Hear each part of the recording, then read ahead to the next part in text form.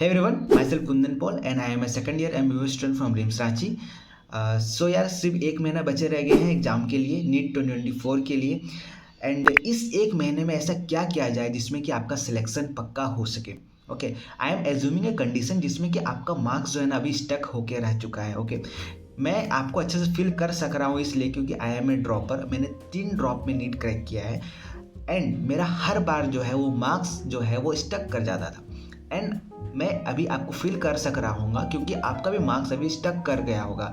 I know कि आपका भी मार्क्स 400, 500, 550 तक आ रहा होगा और वहाँ पर आप उससे ज़्यादा आपका मार्क्स बढ़ नहीं रहा है। सो ऐसा क्या प्रैक्टिकल अप्रोच आप ले सकते हैं जिससे कि मार्क्स आपका 1 मंथ में जो है 100 से 120 तक आपका बूस्ट कर सकता है। जी हाँ, अगर आपको लग रहा है कि ये पॉसिबल नहीं है तो बिल्कुल पॉसिबल है। एग्जाम्पल के तौर पर मैं खुद आपके सामने यहाँ बैठा हूँ, मैं आपको बता सकता, मैंने नीट जो है ना 2021 में क्रैक किया था। उससे पहले जो मेरा मॉक टेस्ट में मार्क्स आ रहे थे ना वो करीबन 520 टू 530 के बीच में आकर रुक रहे थे। उससे ज़्यादा मेरा बढ़ ही नहीं रहा था, किसी किसी में हो रहा था 550 आ जा रहा था, बट उससे ज़्यादा मेरा आ ही नहीं रहा था। बट फाइनली इन द 2021 जो मैंने एग्जाम दिया था उसमें मेरा जो मार्क्स था वो था 628। सो मैंने कैसे 80 टू 100 मार्क्स का जो जंप लिया वो आखिर कैसे पॉसिबल हुआ, मैं इस वीडियो में प्रैक्टिकल वे से आपको बताऊंगा कि कैसे आप भी अपना मार्क्स जो है वो 100 से ज़्यादा बूस्ट कर सकते हो। फर्क नहीं पड़ता आप अभी 400 स्कोर कर रहे हो, 500 स्कोर कर रहे हो, 550 तक स्कोर कर रहे हो, but I can assure you कि यार अभी भी वो समय है, अभी भी आप में वो पोटेंशियल है कि आप अभी अपना स्कोर बूस्ट कर सकते हो। 650 तक आप अपना बूस्ट कर सकते हो। चलो आई एम एज्यूमिंग कि आपका मार्क्स जो है वो 400 टू 550 के बीच में स्टक कर रहा होगा, ठीक है, क्योंकि मेजोरिटी ऑफ द स्टूडेंट का जो है उसी के बीच में स्टक किया हुआ रहता है। देखो, अगर आपका मार्क्स अभी 400 आ रहा होगा ना, चलो मिनिमम अगर 400 आ रहा होगा ना, तो फाइनल नीट एग्जाम जब आप दोगे ना तो वहाँ पर जो है ना वो 400 से नीचे आएगा ही नहीं, ठीक है। आएगा तो 400 से ऊपर ही आएगा, उससे नीचे नहीं आएगा। वो जो है 400 आपका लिमिटेशन हो गया, ठीक है, वो आपका मिनिमम क्राइटेरिया होगा, उससे नीचे आप ला ही नहीं सकते हो, ठीक है। तो उससे ज़्यादा आप कितना ला सकते हो ना, ये डिपेंड करता है आपके मेहनत के ऊपर। आई एम एज्यूमिंग कि आपका बायो में अभी करीबन 280 से 320 के बीच स्कोर कर रहे होगे आप, केमिस्ट्री में 100 टू 120 स्कोर कर रहे होगे, फिजिक्स में आई थिंक 100 स्कोर कर रहे होगे। Okay, what does it denote, ये डिनोट कर रहा है कि आपका 70% सिलेबस के ऊपर आपका कमांड है, ओके, बट 30% जो है आपका वीक है। तो आपका भी प्लान ऑफ एक्शन क्या होना चाहिए? सबसे पहले हम सब्जेक्ट वाइज अप्रोच लेंगे, एक एक करके सबको कवर करेंगे। ओके, सबसे पहले हम बायोलॉजी की बात करते हैं। ओके, बायोलॉजी में देखो बहुत सारे चैप्टर्स को हटा दिया गया है, यानी उसका चैप्टर्स का नंबर्स आपके पास कम है, सिलेबस कम है, बट आपको उसमें ज़्यादा मेहनत करनी पड़ेगी। If you are scoring 300 in biology and you are thinking that you are strong in biology, then you are thinking wrong my friend, ठीक है। बायोलॉजी में अगर आप 300 ला रहे हो मतलब कि आपका बायोलॉजी वीक है, वीक इन द सेंस कि उतना ज़्यादा वीक नहीं है, बट कम से कम आपको 340 स्कोर करना पड़ेगा बायोलॉजी में। अगर आप 340 स्कोर नहीं कर रहे हो मतलब आप रेस से जो है ना वो आउट हो, ठीक है। आप चाहे फिजिक्स में कितना ले आओ, केमिस्ट्री में कितना ले आओ, लेकिन अगर बायोलॉजी में अगर 340 नहीं आ रहा तो आप कंपटीशन से ऐसे ही बाहर हो माय फ्रेंड।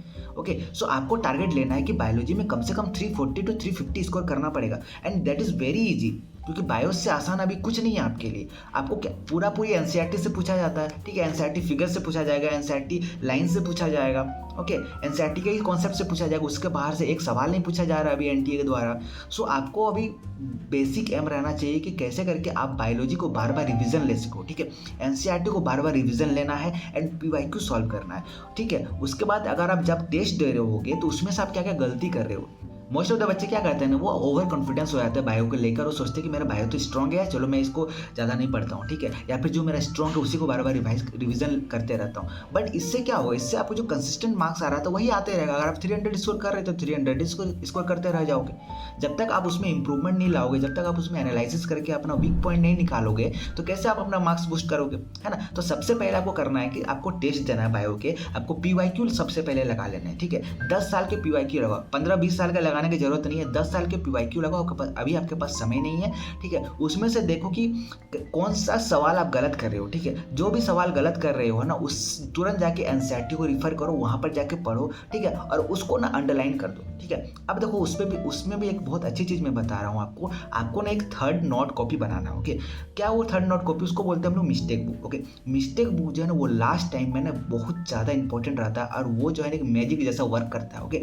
आप जो भी पढ़ रहे हो आपको याद नहीं आ रही, ठीक है। आप मान के चलो कोई भी चीज़ पढ़े, अभी जेनेटिक्स पढ़े, उसमें से कोई चीज़ याद नहीं आ रहा है आपको। मान के चलो आप डाउन सिंड्रोम होता है, ट्राइसोमियम नंबर 21 क्रोमोसोम की वजह से वो होता है, ठीक है। बट आप बार बार भूल जा रहे हो, ठीक है, कि भूल जा रहे हो कि किस लिए हो रहा है। ओके, हम लोग सभी जानते हैं कि वो नन डिसजंक्शन की वजह से होता है, बट मान के चलो वो वर्ड ही भूल जा रहे हो, तो आप क्या करो ना, वो जो थर्ड मिस्टेक बुक बनाए हो ना, उसमें वो सेंटेंस ही लिख दो पूरा, ठीक है। और क्या करो, उसको बार बार रिवीजन करते रहो। इससे क्या होता है ना, आपका जो एफिकेसी बढ़ जाता है ना। और धीरे धीरे आप देखोगे कि आपका जो है वो सिली मिस्टेक भी कम होगा और धीरे धीरे आपका मार्क्स भी बूस्टअप होगा। बायोलॉजी के लिए अभी सिर्फ एक ही बात मैं बोलूँगा, जितना ज़्यादा रिवीजन करोगे उतना ज़्यादा आपके लिए अच्छा है, ठीक है। हम सभी को जानते हैं कि बायोलॉजी को बस रट्टा मारना है, क्योंकि जो कॉन्सेप्ट समझना था आपने समझ चुका है, ठीक है। और जो एग्जाम अभी हम लोग दे रहे हैं ना, नीट का जो पैटर्न है वो पूरा रट्टा मार वाला टॉपिक है यार। अगर आप रट्टा मार के नहीं जाओगे, सोचोगे अपने आप को जो है, आप जो होता है ना स्यूडो ईगो लेके बैठोगे कि नहीं मुझे रट्टा नहीं मारना है, मैं पढ़ने में तेज हूँ, तो भैया आपका सिलेक्शन नहीं होने को, ठीक है। बाकी जो दूसरा बच्चा जो कमजोर है ना, वो रट्टा मार के सिलेक्शन लेके चल जाएगा। ओके, वी आर मेडिकोस, हम लोग मेडिकल स्टूडेंट हैं, हम लोग को अभी भी रट्टा मारना पड़ता है यार, ठीक है। हम लोग को इतना सारा चीज़ों को रट्टा मारना पड़ता है। तो आप लोग क्यों शर्मा रहे हो रट्टा मारने के लिए? नीट एग्जाम इज समथिंग कि आप एग्जाम से पहले जितना ले सकते हो ले लो, खा लो और वहाँ पर जाके वॉमिट कर दो, ठीक है। बेसिकली यही होता है। अभी आपके पास 1 महीना बचे हुए, तो कम से कम आपको बायोलॉजी जो है ना 2 से 3 बार रिवीजन होना चाहिए। ओके, 2 से 3 बार रिवीजन होना चाहिए, और रिवीजन का भी एक प्रॉपर स्ट्रेटजी रहता है ना। और वो जो तरीका है वो मैंने अपने नेक्स्ट वीडियो में बताने वाला हूँ, इसमें ये वीडियो लंबा हो जाएगा। ओके, अगर हम बात करेंगे केमिस्ट्री की, तो केमिस्ट्री में इनऑर्गेनिक और ऑर्गेनिक दोनों लगभग सेम है, दोनों को समझ के रटना पड़ता है बाबू। हम बार बार बोल रहे हैं, रटने में कोई बुराई नहीं है। लास्ट समय जितना रट सकते हो रट लो, जितना बार रिविजन कर सकते हो कर लो, जितना बार एनसीईआरटी को पढ़ सकते हो पढ़ लो, क्योंकि ये समय बार बार नहीं आने वाला। ओके, अपने आप को मनाओ, ठीक है, अपने आप को फोर्स करो, अपने आप को कंपेल करो यार, ठीक है। कि अगर मैं आज 7 घंटे पढ़ रहा हूँ तो अगले दिन जो है वो 8 घंटे पढ़ूंगा, अगले दिन जो 9 घंटे पढ़ूंगा, ठीक है। ये मेंटेलिटी होनी चाहिए। जब तक आप वो मेंटेलिटी से नहीं पढ़ोगे ना, कोई फायदा नहीं होने वाला। इनऑर्गेनिक को समझो और रट्टा मारो। समझने का टाइम चला गया, अब जितना था समझने का आप समझ चुके हो पहले, ठीक। अब बस रट्टा मारना। इनऑर्गेनिक एंड ऑर्गेनिक में भी सेम रूल फॉलो करना है, जस्ट लाइक आपका बायो का जैसा। मैंने क्या बोला था कि इसमें भी आप क्या करो, चैप्टर पढ़ो, PYQ लगाओ, ठीक है। उसमें से जो समझ में नहीं आ रहा है, जो बार बार भूल जा रहे हो, एक थर्ड कॉपी रखो, उसमें नोट डाउन करते रहो, बार बार उसको रिवीजन करते रहो। इनऑर्गेनिक के लिए तो ये बेस्ट तरीका है, बेस्ट तरीका इनऑर्गेनिक के लिए मैं यही बता रहा हूँ, क्योंकि जितने सारे एक्सेप्शन है ना आप भूल जाओगे। ओके, जो भी चीज़ों को आप भूल रहे हो उसका ग्राफ बना लो यार, उसके पॉइंट्स बना लो किसी भी तरह करके, ठीक है ना। उसको अपने एक थर्ड कॉपी में लिखो और बार बार उसको देखते रहो। आई गारंटी यू यार कि आपका मार्क्स जो है ना बूस्ट करेगा, पक्का बूस्ट करेगा, ठीक है। क्योंकि मेरा बूस्ट किया है। ओके, जब मेरे ऐसे एवरेज बच्चा जो ये कर सकता है ना, तो तुम्हारे ऐसे इंटेलिजेंट बच्चा क्यों नहीं कर सकता ये सारी चीज़ें। अब हम लोग फिजिकल केमिस्ट्री और फिजिक्स की बात करते हैं। देखो, फिजिक्स जो है ना सबको टफ लगती है, नो डाउट। 70% ऑफ द बच्चों को फिजिक्स टफ लगती है, ठीक है। बट फिर भी जो है वो फिजिक्स का जो थोड़ा सा लेवल जो डाउन कर दिया है 2021 के बाद से, मोस्टली जो क्वेश्चन पूछे जाते हैं वो फार्मूला बेस्ड पूछे जाते हैं, ठीक है। आपको फार्मूले रटने हैं, ठीक है, आपको फॉर्मूले रटने हैं, आपको PYQ लगाने हैं। देखो मैंने क्या कहते हैं, मेरा फिजिक्स सबसे ज़्यादा वीक था, मैं झूठ नहीं बोलूँगा यहाँ पे ऑन कैमरा, मेरा फिजिक्स सबसे ज़्यादा वीक था। ओके, तो मैंने फिजिक्स के लिए बस एक ही अप्रोच किया था, मैंने सारे चैप्टर्स के ना सारे फॉर्मूलास रट डाले थे, और साथ ही साथ मैंने जितने भी PYQ थे ना 15 साल के PYQ भी रट डाले थे, पूरा बनाया था अच्छे तरीके से, ठीक। और मैंने इसी मेथड को फॉलो करके ना सिर्फ फिजिक्स में 120 स्कोर किया था। हालांकि मैंने उसमें से 2 सिली मिस्टेक्स किए थे, नहीं तो मेरा 130 मार्क्स होता, वरना मेरा 120 मार्क्स थे। जबकि 2021 का फिजिक्स का पेपर सबसे ज़्यादा टफ था। फिजिकल केमिस्ट्री में भी सेम रूल अपनाना है आपको, कि उसको भी सारे चैप्टर्स को एक बार पढ़ लिया आपने, आपके पास नोट्स होंगे, ठीक है। नोट्स को बार बार रिविजन करते रहो, जितना भी फॉर्मूला को देखो, और उस फॉर्मूले में जो और PYQ बेस्ड जो क्वेश्चन है उसको बनाओ, ठीक है। और अलग चीज़ कुछ नहीं करना है। तो बेसिकली जो अभी लास्ट टाइम ना बच्चे सबसे ज़्यादा घबराए हुए रहते हैं ना, तो उसको समझ ही नहीं आता कि मैं क्या करूँ। वो बस इधर उधर बस खाक मारते रहते हैं कि मैं वहाँ उसके वीडियो देख लेता हूँ, उसके लेक्चर देख लेता हूँ, मैं वो अच्छा वो टॉपर्स क्या बोल रहा है मैं उसके बाद सुन लेता हूँ, अच्छा वो भैया क्या बोल रहे हैं, वो दीदी क्या बोल रहे हैं मैं उसके बाद सुन लेता हूँ। चलो कहीं से यार 10 नंबर बढ़ जाए, कहीं से 50 नंबर बढ़ जाए, बट जानते हो रियलिटी में तुम्हारा मार्क्स कैसे बढ़ेगा। सारे वीडियो को देखना बंद करो यार, तुम अपना खुद का प्लान बनाओ, ठीक है। तुम 2-3 वीडियो देख ले, 2-3 वीडियो का नॉलेज कंपाइल करके एक अपना प्रॉपर प्लान बनाओ, ठीक है। और जब उस प्लान पे आप 100% एफर्ट लगा के आप जब तैयारी करोगे ना, तो आपका मार्क्स बूस्ट होगा, है ना। क्योंकि मेरा मार्क्स बूस्ट किया था, मैंने यही किया था लास्ट टाइम यार। मैंने कोई अलग से स्ट्रेटेजी वीडियो नहीं देख रहा था लास्ट में, क्योंकि मुझे पता था कि मैं ये जो कर रहा हूँ, ये जो प्रॉपर प्लान फ्लो कर रहा हूँ, मेरे लिए 100% सही है, और ये मेरे कैपेसिटी के अनुसार है। मैं जानता हूँ अगर मैंने इसको 100% फॉलो कर दिया तो मेरा सिलेक्शन गारंटी है। एंड मेरा लास्ट तक मैं 550 मार्क्स आ रहा था, फिर भी मैंने कॉन्फिडेंस से जाके जो है वो एग्ज़ाम दिया मैंने।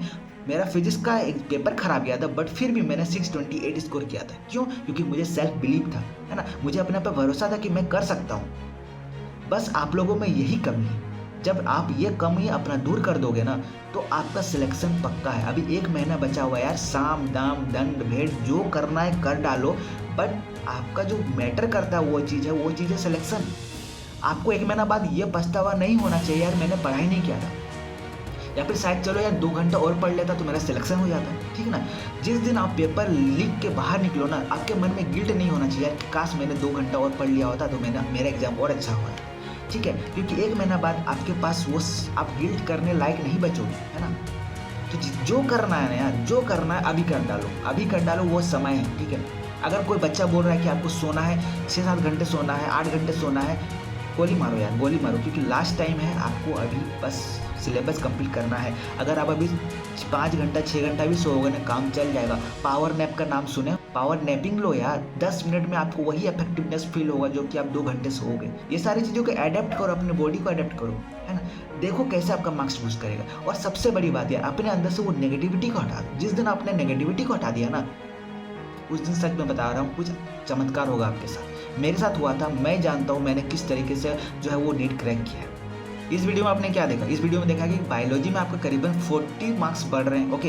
केमिस्ट्री में 30 से 35 मार्क्स बूस्ट कर रहे हैं, और फिजिक्स में कम से कम 25 से 30 नंबर बढ़ा लो यार। आपका टोटल 100 से 120 नंबर बढ़ रहा है टोटल, ओके। ये मैं मिनिमम बता रहा हूँ, बाकी आपकी कैपेसिटी के ऊपर डिपेंड करता है कि आप कितना मेहनत करना चाहते हो, कितना एफर्ट डालना चाहते हो, ठीक है। अगर आपका 400 मार्क्स आ रहा है, आप 550 ला सकते हो। अगर आप 500 ला रहे हो, 650 ला सकते हो। अगर आपका 600 ला रहा है ना, आप 680 तक पहुँच सकते हो, है ना। मैं झूठ बोल रहा हूँ तो आपने देखे होंगे यार, बहुत सारे बच्चों के ऐसे इंटरव्यू देखे होंगे, ठीक है। तो लास्ट तक मैंने उसका मार्क्स नहीं आ रहा था, बट लास्ट मोमेंट कुछ नहीं। नीट का जो पैटर्न है ना, वो उसी पैटर्न पे बेस्ड है कि आप लास्ट में कितना मेहनत कर रहे हो। नो मैटर आपने 2 साल कितना पढ़ाई किया यार, आपने 2 साल बहुत अच्छा पढ़ाई किया था, ओके।